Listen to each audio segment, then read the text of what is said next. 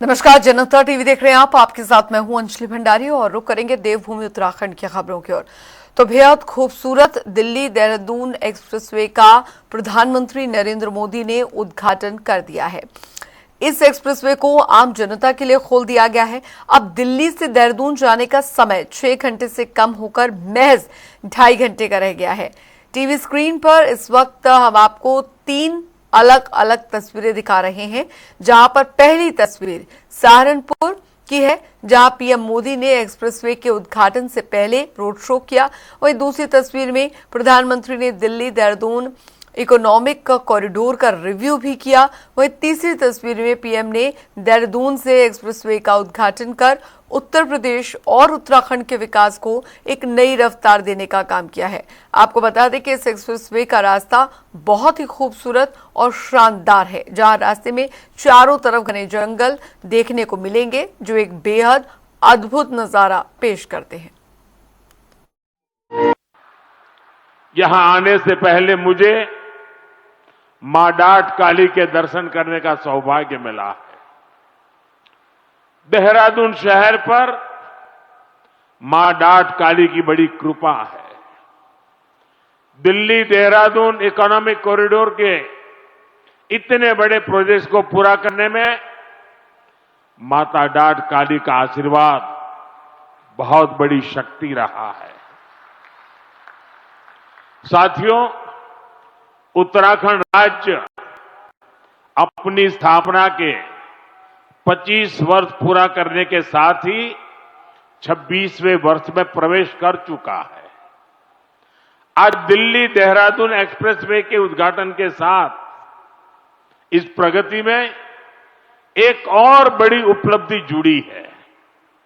आपको याद होगा, बाबा केदार के दर्शन के बाद मेरे मुंह से अनायास निकला था कि इस शताब्दी का तीसरा दशक उत्तराखंड का दशक होगा। मुझे बहुत खुशी है कि डबल इंजन सरकार की नीतियां और उत्तराखंड के लोगों के परिश्रम से ये युवा राज्य विकास के नए आयाम जोड़ रहा है। ये प्रोजेक्ट भी उत्तराखंड के विकास को नई गति देगा। इस एक्सप्रेसवे का बहुत बड़ा हिस्सा यूपी से होकर गुजरता है। इससे गाजियाबाद, बागपत, बड़ौद, शामली और सहारनपुर जैसे अनेक शहरों को भी बहुत फायदा होगा। टूरिज्म के लिहाज से यह प्रोजेक्ट बहुत अहम है। मैं पूरे देश को इस प्रोजेक्ट की बहुत बहुत बधाई देता हूं। साथियों, आज डॉक्टर भाइयों बहनों, 2014 से पूर्व का समय हम सभी को याद होगा, जब देश के विकास की गाड़ी पूरी तरह से थम चुकी थी। देशवासियों का उत्साह ठंडा पड़ चुका था। वरिष्ठ जन हताश और निराश थे। महिलाओं के आंसू सूख चुके थे। युवा पीढ़ी के कंधे झुक चुके थे और सेनाओं का मनोबल जवाब दे रहा था। ऐसे में देश की बागडोर जिन मजबूत हाथों में संभाली, वे राष्ट्र ऋषि आदरणीय प्रधानमंत्री नरेंद्र मोदी जी आज हम सब के बीच में उपस्थित हैं। मैं आप सबकी तरफ से, अपनी तरफ से उनका एक बार जोरदार तालियों से आप सब उनका स्वागत करेंगे, अभिनंदन करेंगे। ये हमारा सौभाग्य है कि देवभूमि उत्तराखंड को आज उनके प्रधानमंत्री बनने के बाद 28वीं बार आदरणीय प्रधानमंत्री जी का स्वागत करने का शुभ अवसर प्राप्त हो रहा है। तो प्रधानमंत्री नरेंद्र मोदी ने उत्तराखंड दौरे के दौरान देहरादून दिल्ली इकोनॉमिक कॉरिडोर और एशिया के सबसे लंबे वाइल्ड लाइफ एलिवेटेड कॉरिडोर का उद्घाटन किया, जहां उन्होंने पर्यटन, चारधाम यात्रा, वेडिंग इन उत्तराखंड और साथ ही स्वच्छ देवभूमि पर जोर दिया। साथ ही महिलाओं के आरक्षण और राज्य के समग्र विकास को लेकर कई अहम संदेश भी दिए। देखिए एक खास रिपोर्ट।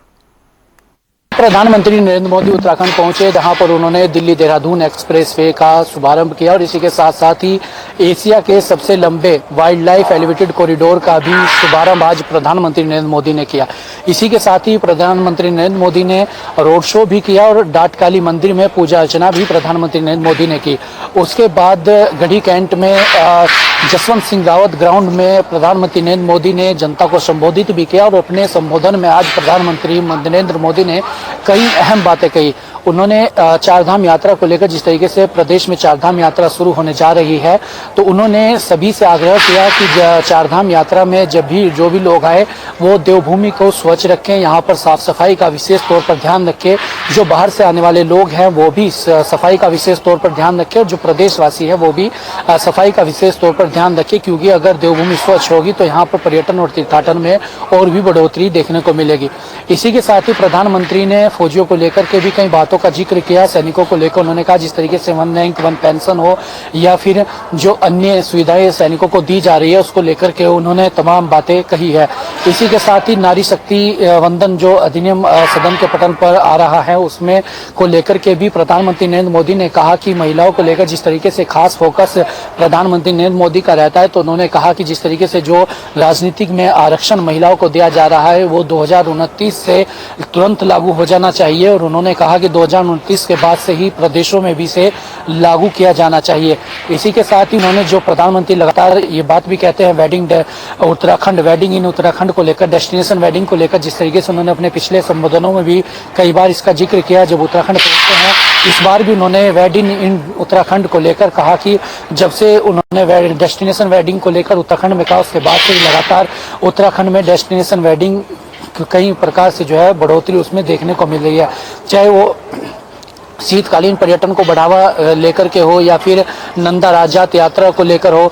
कई ऐसी अहम बातें प्रधानमंत्री नरेंद्र मोदी ने यहाँ से कही। उन्होंने कहा कि 2.5 लाख करोड़ से अधिक के रोड कनेक्टिविटी के कार्य, इंफ्रास्ट्रक्चर के कार्य उत्तराखंड में चल रहे हैं, जो कि 2026, 27, 28 में भी कई कार्य पूरे होंगे और आने वाले समय में उत्तराखंड के लिए ये योजनाएं जो चल रही है वो मील का पत्थर साबित होंगी। अब ऐसे में उन्होंने 2027 को लेकर के भी कहा कि 2027 में भारतीय जनता पार्टी की जो सरकार है वो किस तरीके से आगे कार्य करेगी, उसको लेकर के प्रधानमंत्री ने अपने संबोधन में कहा। तो ऐसे में खासतौर पर देखा जा सकता है कि यहाँ पर प्रधानमंत्री नरेंद्र मोदी उत्तराखंड पहुंचे और एक तरीके से 2027 के विधानसभा चुनाव की रणभेरी भी आज प्रधानमंत्री नरेंद्र मोदी ने यहाँ से बजा दी है। अपने सहयोगी अनूप भट्ट के साथ मरुण सैनी, जनता टीवी, देहरादून।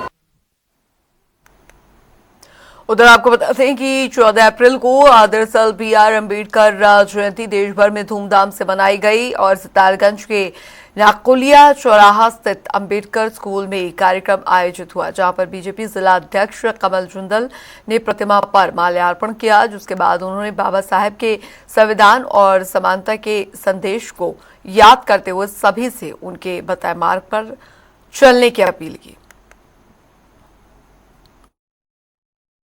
बाबा साहब अम्बेडकर जी पूरे देश की अगर हम बात करें और पूरी दुनिया की बात करें, पूरी दुनिया के अंदर मेरी नज़रों में सबसे विद्वान व्यक्ति अगर कोई रहा बाबा साहब ने सबको समानता का अधिकार दिया और उस समय तत्कालीन समाज में जो कुरीतियाँ थी उस कुरीतियों के खिलाफ वो लड़े और एक ऐसे समाज को, जिस समाज ने इस देश की आज़ादी के लिए, इस देश को आगे बढ़ाने के लिए बड़ा योगदान दिया, उन्हें स्थापित करने में अपना बड़ा योगदान दिया।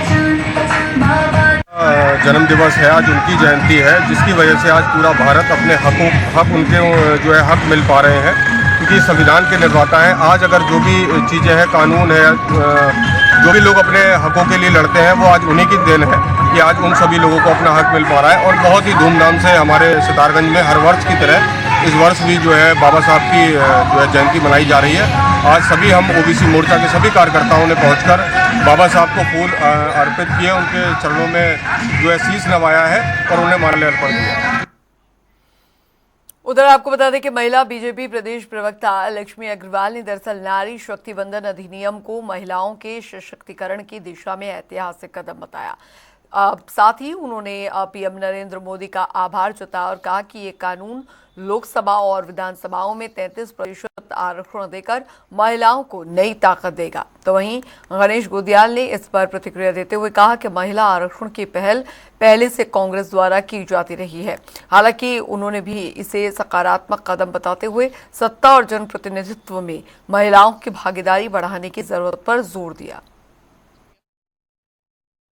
देखिए, आपको याद होगा कि सोनिया जी जब यूपीए चेयरपर्सन के रूप में जब उन्होंने ये प्रस्ताव रखा था तो ये तब से चला आ रहा है, और अगर अब होता है तो अच्छी बात है, खुशी की बात है। हम चाहते हैं कि महिलाओं की भागीदारी सत्ता प्रतिष्ठानों में और जनप्रतिनिधित्व में बढ़े, ये तो हम पहले से मानते हैं, और होता है तो हम स्वागत करते हैं, अच्छी बात। देखिए, जहां तक आप भाजपा की बात करें, मैं समझती हूँ कि प्रत्येक महिला के लिए, जो महिला सपना देखती है आगे बढ़ने का, जो महिला चाहती है कि वो आत्मनिर्भर बने, वो राजनीति में आए, वो अन्य क्षेत्रों में आगे बढ़े, उनके लिए ये क्रांतिकारी कदम पूरे देश की महिलाओं के लिए होगा। और मैं कहती हूँ खाली भारतीय जनता पार्टी ने, हर महिला को उसका स्वागत करना चाहिए, और उनको धन्यवाद देते हैं कि जो सपना आज से 2023 में माननीय प्रधानमंत्री मोदी जी ने सदन में कहा था कि निश्चित रूप से महिलाओं को आज वो उसको कर्तव्य को करने का दिन आ गया है, उस अपने प्रण को पूरा करने का जो दिन आ रहा है। हम सब महिलाएं को उनका बहुत बहुत स्वागत और धन्यवाद देना चाहिए कि उन्होंने मां शक्ति के लिए इस तरह की सोच रखी और उसको आगे बढ़ाने का कार्य किया। उधर आपको बता दें कि पर्यटन नगरी मसूरी में भारतीय दलित साहित्य अकादमी द्वारा अंबेडकर जयंती पर आयोजित समारोह में कैबिनेट मंत्री गणेश जोशी ने बाबा साहेब को श्रद्धांजलि अर्पित की। इस अवसर पर मेधावी छात्रों को राधेश्याम सोनकर स्मृति सम्मान और स्वच्छता कर्मियों को शकुंतला देवी स्मृति सम्मान से नवाजा गया। कार्यक्रम में सांस्कृतिक प्रस्तुतियां भी दी गई। मंत्री जोशी ने डॉक्टर अंबेडकर के विचारों को समानता और शिक्षा के लिए प्रेरणादायी बताया और स्थानीय अंबेडकर चौक के सौंदर्यीकरण का आश्वासन भी दिया। भारतीय दलित अकादमी द्वारा बाबा साहब जी की 125वीं जयंती पर जो कार्यक्रम किया है, उसके लिए मैं समिति के सदस्यों को साधुवाद देता हूं, बधाई देता हूं। और मैंने एक अनुरोध किया है कि आज हम बाबा साहब को मात्र जयंती और पुण्यतिथि पर याद करते हैं, क्या राजनीतिक मंचों पर याद करते हैं। वास्तव में उनको श्रद्धापूर्वक करना चाहते हैं तो हमें उन्हें बताया कि मार्च पर करना होगा, तो ये देश आगे बढ़ेगा, प्रदेश आगे बढ़ेगा। आज कांग्रेस के बाद प्रधानमंत्री जी हमारे बीच में, उनका उत्तराखंड से विशेष लगाव है और उन्होंने बाबा केदार की दृष्टि से कहा था कि पूरी सदी का दूसरा तो उत्तराखंड का होगा, और निश्चित से इनके आने से तो ताकत भारतीय जनता पार्टी को मिलेगी। 2027 का चुनाव के चल की रैली तय करेगी। 1 लाख से अधिक लोग इस रैली में आने वाले हैं, और निश्चित ही जब वो कल आएंगे तो कुछ न कुछ बड़ा हमारे प्रदेश को देकर जाएंगे। हमेशा उन्होंने हमारे प्रदेश को कुछ न कुछ। उधर आपको बता दें कि मसूरी में राष्ट्रीय अग्निशमन सेवा सप्ताह 2026 के तहत फायर सर्विस ने बड़े स्तर पर जागरूकता अभियान चलाया। सुरक्षित स्कूल, सुरक्षित अस्पताल और जागरूक समाज थीम के साथ रैली निकालकर लोगों को आग से बचाव के जरूरी उपाय बताए गए। अधिकारियों ने बताया कि आग लगने के शुरुआती मिनट बेहद अहम होते हैं, जिनमें सही कदम उठाकर बड़े हादसों को टाला जा सकता है। साथ ही स्कूलों, अस्पतालों और आम लोगों के लिए सुरक्षा गाइडलाइंस जारी कर सतर्क रहने की अपील की गई।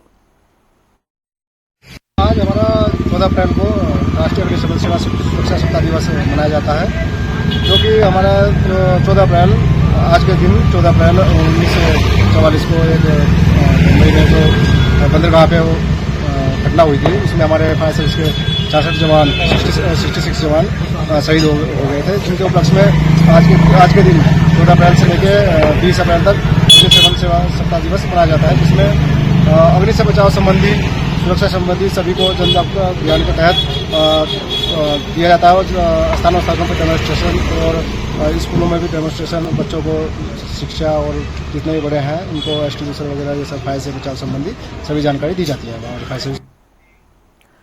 उत्तर प्रदेश में 1 अप्रैल से गेहूं खरीद शुरू करने के निर्देश के बावजूद अब 12 दिन बाद भी व्यवस्था शुरू नहीं हो सकी है। जहां मंडियों में फसल लेकर बैठे किसान आक्रोशित हैं और आईएफसी दफ्तर पहुंचकर प्रदर्शन किया, वहीं इस पर किसानों का कहना है कि खरीद न होने से भारी परेशानी हो रही है। साथ ही उन्होंने चेतावनी दी है कि जल्द व्यवस्था बहाल न हुई तो फिर उग्र आंदोलन किया जाएगा। दुखी है एक जो है अप्रैल से तोल कांटे चालू करने गेहूं के लिए कहा था सरकार ने, कांटे खड़े कर दिए सफेद हाथी और एक पोर्टल बढ़ाया नहीं, इन्होंने एक दाना नहीं तुला कांटों पर। किसान हजारों कुंटल लेकर मंडियों में बैठा है। तो इसलिए हमें 4 दिन पहले भी हमने बार बार वार्ता करी है। 4 मीटिंगें जिला अधिकारी उधम सिंह नगर के साथ हो चुकी हैं, अपनी व्यवस्था सुचारू कर लो, नहीं हुई सुचारू व्यवस्था तो मजबूरन होकर हमें यहाँ आरएफसी दफ्तर हल्द्वानी आना पड़ा। आज हमने 10-11 बजे से घेराव कर रखा आरएफसी दफ्तर का। अब तो वो कह रहे कि हमारे हाथ में तो है नहीं, जब लिमिट आएगी जब ही करेंगे। तो अब हमारे किसानों ने ये निर्णय लिया है कि अगर परसों तक ये 10 बजे तक चालू करते हैं सभी कांटे जिले के, उधम सिंह नगर के और पूरे उत्तराखंड के, तो ठीक है, नहीं तो कांटे जो मंडी से बाहर निकाल के फेंक दिए जाएंगे। क्योंकि विगत वर्षों में उत्तराखंड सरकार द्वारा गेहूं की खरीद बहुत ही कम की गई थी, क्योंकि जो मार्केट रेट थे वो बहुत हाई होते थे, जिस कारणवश हमें केंद्र सरकार द्वारा कम लिमिट दी गई थी। पर अब उस चीज को हम टैकल करते हुए हमने केंद्र सरकार को लेटर लिखा है। हमने ही नहीं, हमारे सचिव साहब ने भी उसे लेटर लिखा है और उसी लेटर को मैंने सभी किसानों में पढ़ के सुनाया कि किस प्रकार से वो लेटर जा चुका है। और 1 से 2 दिन का समय हमने उनसे लिया है कि हम कुछ ही समय में जितनी जल्दी हो सके, हमें केंद्र सरकार जैसे ही लिमिट देती है हम उनको लिमिट बांट देंगे और वो अपना गेहूं तुलवा सकेंगे। देखिए, मनमानी फील्ड पे किसी प्रकार की हो रही है, इस बात से मैं आपको ऐसे अवगत नहीं करा सकती, किंतु मैं आपको ये आश्वासन दे सकती हूँ कि हम पूरी तरह से इसकी मॉनिटरिंग कर रहे हैं। जहां कोई भी इशू आ रहे हैं आप किसानों से पूछ सकते हैं। हम on the spot central government को अपनी इश्यूज दे रहे हैं। हम सेंट्रल गवर्नमेंट में हम आधार टीम के साथ, भू आलेख टीम के साथ, सबके साथ जुड़े हुए हैं कि ताकि किसानों के पंजीकरण ससमय हो सके और उनके जो गेहूं है उन्हें हम जितना हमारे पे बन रहा है हम उन्हें इतनी लिमिट दे रहे हैं ताकि तौल जारी रहे। उधर चारधाम यात्रा को लेकर सुरक्षा और व्यवस्थाओं को और सख्त किया गया है। बता दें आपको कि 2 एडीजी और 4 आईजी स्तर के अधिकारी यात्रा मार्गों की सीधे मॉनिटरिंग करेंगे और 7000 पुलिसकर्मियों की तैनाती, एटीएस, एनडीआरएफ और आपदा टीमों की डिपार्टमेंट के साथ पूरे रूट्स को यहाँ पर सुपर जोन और सेक्टर में बांटा गया है। बता दें आपको कि 19 अप्रैल से शुरू हो रही यात्रा को सुरक्षित और सुचारू बनाने के लिए विशेष तैयारी की गई है।